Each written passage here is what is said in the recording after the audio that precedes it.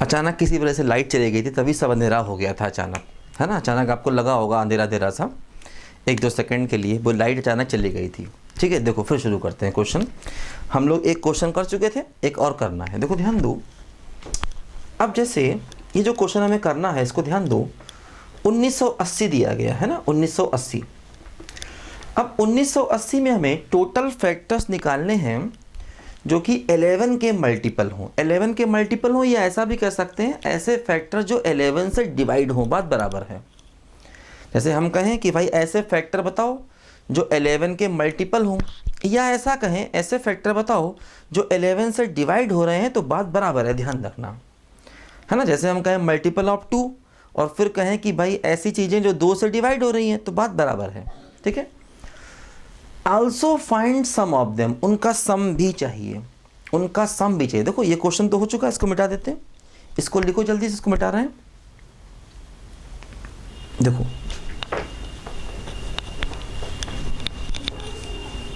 ऐसा क्वेश्चन हम लोग एक और भी कर चुके थे, उसमें ये था कि मिस्टर ए अगर आएंगे तो मिस बी जो है वो रिफ्यूज़ करेंगी। ऐसा क्वेश्चन हम लोगों ने पहले किया था, है ना। ये क्वेश्चन मिलते जुलते हैं लेकिन सारे इंपॉर्टेंट हैं ये, है ना। ये सब इंपॉर्टेंट क्वेश्चन है, थोड़ा इसमें हम लॉजिक सीखते हैं और कुछ नहीं। देखो ध्यान दो, अब जैसे इस क्वेश्चन को हमें करना है, ठीक है। देखो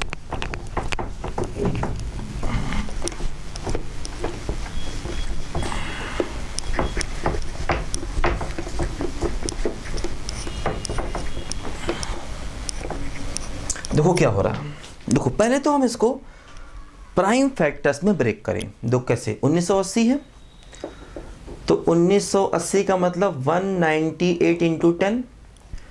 अब 198 को 2 से डिवाइड करो, है ना, फिर 3 से डिवाइड करो, फिर 3 से करो, है ना, और 10 को करोगे 5 इंटू 2, तो क्या हुआ। देखो 1980 को हम ऐसे लिख सकते हैं 233 इंटू 11, 233 इंटू 11, और देखो 10 को लिख सकते हैं 5 इंटू 2, है ना। 233 11 5। देखो क्या हुआ, ये हो गया 2 की पावर 2 और 3 की पावर 2, 5 की पावर 1 और 11 की पावर 1। देखो ऐसा यहाँ पर ये आ गया, ठीक। 2 की पावर 2, 3 की पावर 2, 5 की पावर 1, 11 की पावर 1। देखो ये 1980 के प्राइम फैक्टर्स आ गए, ठीक है। प्राइम फैक्टर देखो यहाँ पर ये आ गए। अब देखो ध्यान दो, हमें ऐसे फैक्टर चाहिए जो मल्टीपल ऑफ 11 हो या डिवीजन ऑफ 11 हो, बात बराबर है, ऐसे फैक्टर चाहिए। देखो इसका मतलब हर फैक्टर में 11 को लेना ही पड़ेगा। 11 एक ही है तो एक 11 को लेना ही पड़ेगा, मतलब 11 के करस्पॉन्डिंग 1 हो गया। 1 + 1 नहीं करेंगे, 1 + 1 का मतलब लो या छोड़ो, तो यहाँ पर लेना ही पड़ेगा, इसलिए 1, ठीक है। 2 के करस्पॉन्डिंग 2 + 1, कोई दिक्कत नहीं। 3 के करस्पॉन्डिंग 2 + 1 और 5 के करस्पॉन्डिंग 1 + 1, है ना। इनको लो या ना लो, इनको लो या ना लो, इनको लो या ना लो, है ना। तो क्या आंसर आया, देखो 3 इंटू 3 इंटू 2, तो देखो 18 आंसर आ गया, है ना। ऐसे फैक्टर्स जो 11 से डिवाइड होंगे उनका आंसर 18 आ गया। अब हमें उनका सम भी चाहिए, तो सम चाहिए का देखो मतलब ये हुआ कि 11 को लेना ही लेना है एक बार, तो 11 की पावर 1, 2 लो या ना लो, 2 की पावर 0, 2 की पावर 1, 2 की पावर 2, ठीक है। 3 को लो या ना लो, 3 की पावर 0, 3 की पावर 1, 3 की पावर 2 और 5 की पावर 0, 5 की पावर 1, है ना। तो ये देखो हमारे क्वेश्चन का फाइनल आंसर हो जाएगा। 11 को एक बार लेना है इसलिए 11 की पावर 1 ले लिया। 2 को लें या ना लें, एक ना लें या एक बार लें या 2 बार लें। 3 को भी बिल्कुल ना लें, एक बार लें या 2 बार लें, इसी प्रकार इन सबको मल्टीप्लाई करोगे तो हमें क्वेश्चन का फाइनल आंसर मिल जाएगा, है ना। क्या हो गया बोलो, 11 इंटू ये क्या होगा, 4 2 6 और 1 7, है ना। ये क्या हो गया 9 और 3 12 + 1 13, है ना। और देखो ये क्या हो गया 5 + 1 इंटू 6, देखो ये हो गया 11, ये पावर 0 मतलब 1 + 2 3 + 4 कितना हो गया 7, 2 का स्क्वायर, ठीक है। 1 + 3 4 और +9 कितना हो गया 13, 1 + 5 कितना हो गया 6। इन सबको मल्टीप्लाई करोगे तो क्वेश्चन का आंसर मिल जाएगा सम वाले का, है ना। दो पार्ट है, एक तो हो गया number of divisors that are multiple of 11, उसका आंसर ये हो गया। दूसरा उनका सम, तो सम वाले का आंसर देखो ये हो गया। उसी क्वेश्चन में दो पार्ट है। अब देखो दूसरा क्वेश्चन इसमें एक और है, वो देखो क्वेश्चन ये है, how many divisors are divisible by 4 but not by 15। जो 4 से डिवाइड हो लेकिन 15 से डिवाइड ना हो। तो देखो क्या करेंगे। अब इसको निकालने के लिए क्या करेंगे, पहले वो फैक्टर निकालेंगे, टोटल फैक्टर्स, ठीक है, दैट आर डिविजिबल बाय 4, ठीक है। उसमें से माइनस कर देंगे वो वाले factors that are divisible by 4 and by 15, है ना। देखो हमें ऐसे फैक्टर चाहिए जो 4 से डिवाइड हो लेकिन 15 से ना हो। तो क्या करेंगे, पहले वो सारे फैक्टर निकालेंगे जो 4 से डिविजिबल हैं, उसमें से वो फैक्टर माइनस कर देंगे जो 4 से तो डिविजिबल हैं लेकिन 5 से भी डिविजिबल हैं, है ना। तो हमें क्वेश्चन का आंसर मिल जाएगा। देखो जैसे ये वो सारे फैक्टर्स जो 4 से डिविजिबल हैं।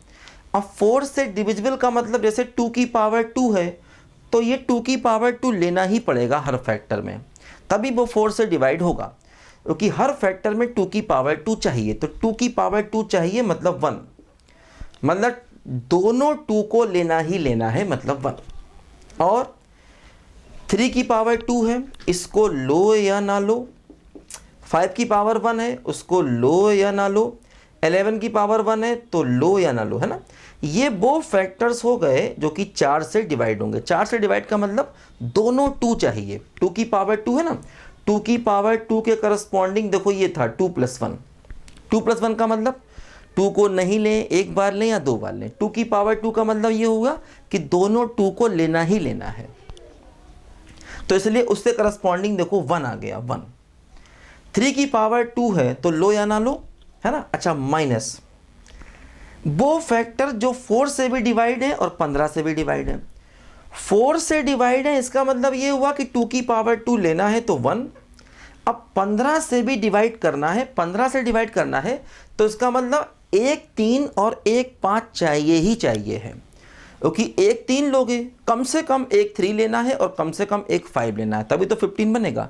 तो एटलीस्ट 1 3 और एटलीस्ट 1 5 आपको चाहिए ही है ना। तो और 4 भी चाहिए क्योंकि 4 से भी डिवाइड करना है, तो 4 चाहिए मतलब 2 की पावर 2 चाहिए, 2 की पावर 2 चाहिए मतलब एक केस हो गया। अब देखो 3 की पावर 2 है तो कम से कम 1 चाहिए, मतलब 1 को लें या दोनों को लें, है ना। 3 की पावर 2 है तो 1 को लें या दोनों को लें। 5 की पावर 1 है तो मतलब उसको लेना ही लेना है, क्योंकि 1 3 1 5 चाहिए। हाँ 11 की पावर 1 है, उसको लो या ना लो, दो केस, ठीक। तो देखो क्या हुआ, यहाँ से फिर समझो 4 से डिवाइड करना मतलब 2 की पावर 2 चाहिए, 2 की पावर 2 चाहिए तो 2 की मतलब दोनों 2 चाहिए तो एक केस। अब 3 की पावर 2 है तो इसे बिल्कुल ना लें, 1 को लें या 2 को लें तो 3 केस बनेंगे, लेकिन 1 3 लेना ही लेना है, तो मतलब 1 3 लें या 2 3 लें तो उसके करस्पॉन्डिंग 2 केस आ गए। 5 की पावर 1 है तो मतलब उसको लेना ही लेना है, कम से कम एक 5 चाहिए इसलिए 1। 11 को ले या ना लें, देखो क्या हुआ, ये हो गया 3 × 2 × 2 मतलब 12 माइनस ये क्या हुआ देखो 2 × 2 मतलब 4। तो फाइनली हमारे क्वेश्चन का देखो 8 आंसर आ गया। ऐसे फैक्टर्स जो 4 से डिवाइड होंगे लेकिन 15 से डिवाइड नहीं होंगे, है ना। तो ये तरीका हमने लगाया, 4 से डिविजिबल निकालो, फिर वो निकालो जो 4 15 दोनों से डिविजिबल हैं। 4 से डिवाइड है इसका मतलब 2 स्क्वायर चाहिए ही है।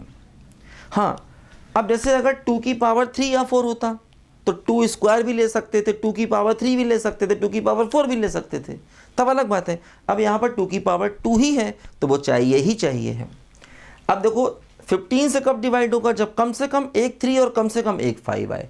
1 3 और 1 5 आने से क्या होगा, वो 15 के मल्टीपल बन जाएंगे, एक ही बात है। 15 के मल्टीपल कहो या ऐसा को डिविजिबल बाय 15 बात बराबर है। ठीक है, ध्यान रखना। तो एक 3 और एक 5 चाहिए ही चाहिए है। 11 को लो या ना लो फर्क नहीं पड़ने वाला। लिखो ध्यान से बच्चों, अच्छा क्वेश्चन है। देखो ये सारे क्वेश्चन हैं तो वही, लेकिन फिर भी थोड़े थोड़े डिफरेंट हैं, इसलिए मैं आपको करा रहा हूँ। वैराइटीज ऑफ क्वेश्चन देखो यहाँ पर ये हैं।